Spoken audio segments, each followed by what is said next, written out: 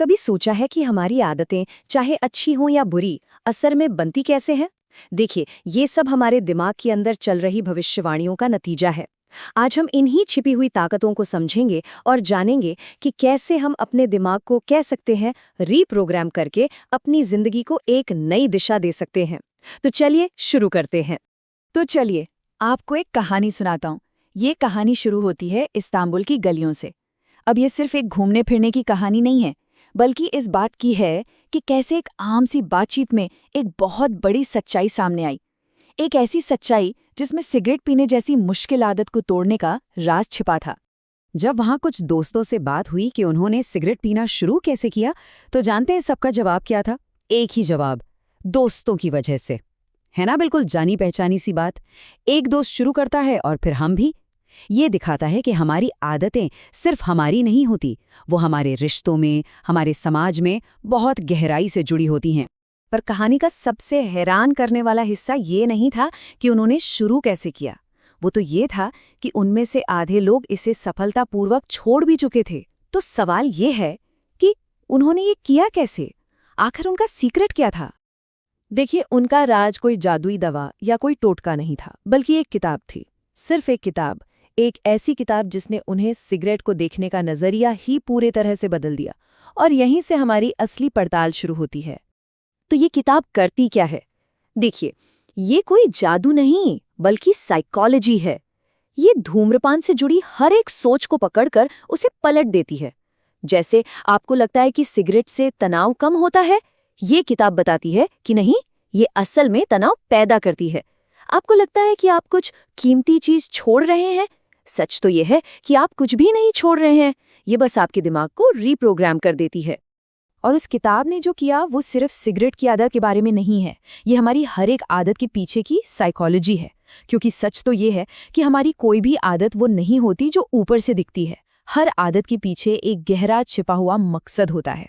मिसाल के तौर पर, जब आपको लगता है कि मुझे टाको खाना है, तो ये सिर्फ टाको की बात नहीं है, ये आपके दिमाग का एक सिग्नल है, ये कहने का कि मुझे जिंदा रहने के लिए एनर्जी चाहिए। हमारी हर छोटी बड़ी इच्छा असल में किसी गहरी बुनियादी ज़रूरत से ही जुड़ी होती है। तो ये गहरी ज़रूरतें हैं क्या? चलिए सोचते हैं। हमें एनर्जी बचानी है, खाना पानी चाहिए, प्यार और सामाजिक पहचान की तलाश है, और हम एक सुरक्षित, सम्मानित जिंदगी जीना चाहते हैं। ये कुछ बेसिक इंसानी इच्छाएं हैं जो हजारों सालों से हमारे अंदर हैं और आज भी हमारे हर काम को चला रही हैं। और सबसे मज़ेदार बात जानते हैं क्या है? हमारी आज की टेक्नोलॉजी, हमारी ऐप्स, हमारे गैजेट्स, ये सब इन्हीं पुरानी इच्छाओं को पूरा करने के नए तरीके भर हैं। प्यार पाने के लिए टिंडर है, लोगों से जुड़ने के लिए फेसबुक है, और समाज में अपनी जगह बनाने के लिए इंस्टाग्राम। मतलब हमारे हाथ में फ़ोन भले ही नया है, पर हमारे दिल और दिमाग की ज़रूरतें वही हज़ारों साल पुरानी हैं। तो सवाल ये उठता है कि हमारा दिमाग इन ज़रूरतों को आदतों में बदलता कैसे है? इसका जवाब सच कहूँ तो थोड़ा सा हैरान करने वाला है। हम सब यही सोचते हैं कि हम दुनिया पर रिएक्ट करते हैं, है ना?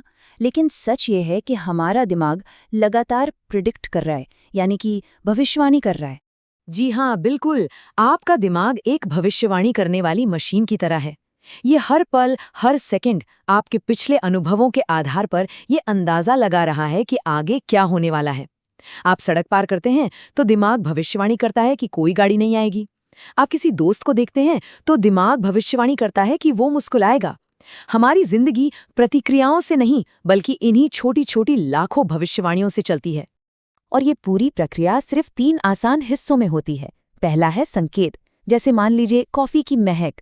दूसरा है भविष्यवाणी, आपका दिमाग तुरंत सोचता है, अरे वाह, इसे पीकर तो ताजगी आ जाएगी। और तीसरा है भावना, और बस आपको कॉफी पीने की जोरदार तलब लग जाती है। संकेत, भविष्यवाणी और फिर भावना, यही है हर आदत का चक्र। अब इस उदाहरण को देखिए, कितना कमाल का है। संकेत एक ही है, एक सिगरेट, पर एक स्मोकर का दिमाग भविष्यवाणी करता है, इससे मेरा तनाव कम होगा, और उसे तलब लगने लगती है। वहीं एक नॉन स्मोकर का दिमाग भविष्यवाणी करता है, इसकी गंध बहुत खराब है, और उसे घिन आने लगती है। देखा, असली खेल संकेत का नहीं है, असली खेल है आपके दिमाग की भविष्यवाणी का। और यही इस पूरी बात का निचोड़ है। आपकी आदतें बाहरी दुनिया से नहीं आती, वो आपके अंदर से आती हैं, उन भविष्यवाणियों से जो आपका दिमाग हर पल, हर सेकंड कर रहा है। तो अगर हमारी भविष्यवाणियां ही हमारी आदतें बनाती हैं, तो इसका सीधा सा मतलब ये भी हुआ कि अगर हम अपनी भविष्यवाणियों को बदल दें तो हमारी आदतें भी बदल सकती हैं। और इसे करने का सबसे ताकतवर तरीका है अपने नज़रिए को बदलना, जिसे कहते हैं रीफ्रेमिंग। ये एक बहुत ही छोटा लेकिन बहुत गहरा बदलाव है। सोच कर देखिए, जब हम कहते हैं मुझे काम के लिए सुबह उठना पड़ता है, तो ये एक बोझ की तरह लगता है। लेकिन अगर हम बस इतना कहें मुझे काम पर जाने का मौका मिलता है, तो अचानक वही काम एक अवसर बन जाता है। सिर्फ शब्दों का फेर है, पर पूरी की पूरी भावना ही बदल जाती है। यही बात एक्सरसाइज पर भी लागू होती है। मुझे दौड़ना पड़ेगा एक बोझ है, लेकिन चलो आज स्टेमिना बनाते हैं और थोड़ा और तेज बनते हैं। एक चुनौती है, एक मौका है। देखा आपने कैसे एक उबाऊ काम अचानक एक खेल जैसा लगने लगा। या फिर पैसे बचाने को ही ले लीजिए, इसे एक त्याग की तरह देखने के बजाय इसे भविष्य की आज़ादी की तरह देखिए। आज बचाया गया हर रुपया कल की आपकी ताकत को बढ़ा रहा है। ये सब सिर्फ और सिर्फ नजरिए का खेल है। और ये उदाहरण ये नजरिए की ताकत को सबसे खूबसूरती से दिखाता है। एक इंसान के लिए व्हील चेयर कोई बंधन नहीं, बल्कि आज़ादी का जरिया है, क्योंकि उसके बिना वो अपने घर में ही कैद रहता। ये एक सोच, सिर्फ एक सोच, किसी की भी पूरी दुनिया बदल सकती है।